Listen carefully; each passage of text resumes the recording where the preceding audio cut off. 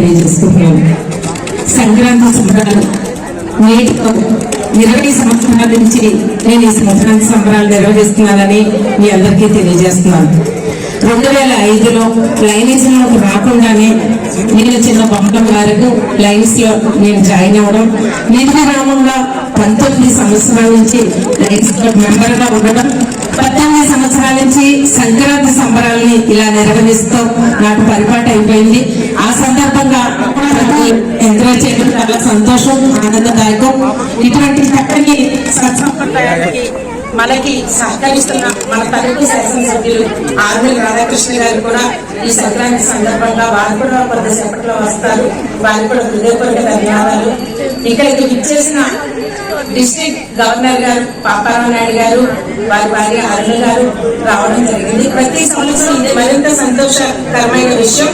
Fast governors అందరూ రావడమే కాకుండా నాకు ఇంటర్నేషనల్ డైరెక్టర్స్ అయిన సుభాష్ బాబు గారు, ఉపేంద్ర గారు రావడం చాలా సంతోషమైంది.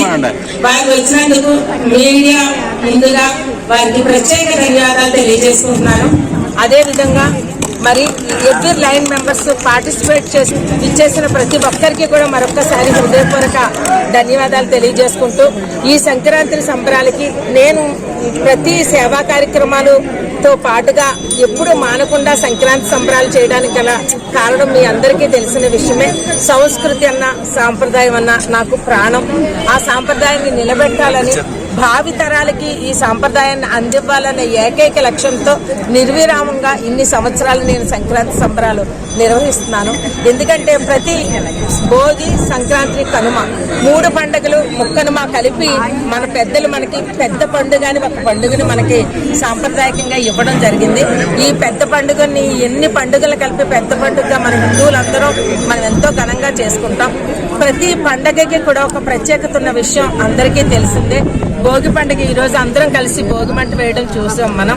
ఆ భోగి మంట అనేక రకాల కలపలతో కాకుండా వేప, మరి మారేడు, అటువంటి మామిడి, అటువంటి మర్రి, అటువంటి మనిషికి ఎంతో ఎనర్జీ వస్తుంది.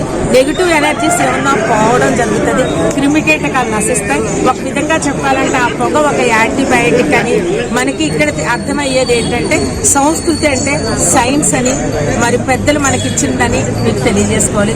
అదేవిధంగా సంక్రాంతి అంటే అనేక రకాల పిండి వంటలు చేసుకుంటూ దేవతలతో పాటు మన పెద్దల్ని కూడా మనం గుర్తు చేసుకుంటూ భోజనాలు పెట్టడం మన సంస్కృతి. ఆ భోజనాల పేరుతో మనం పేదవాళ్ళకి భోజనాలు పెడతాం, వారికి దాన ధర్మాలు చేస్తాం.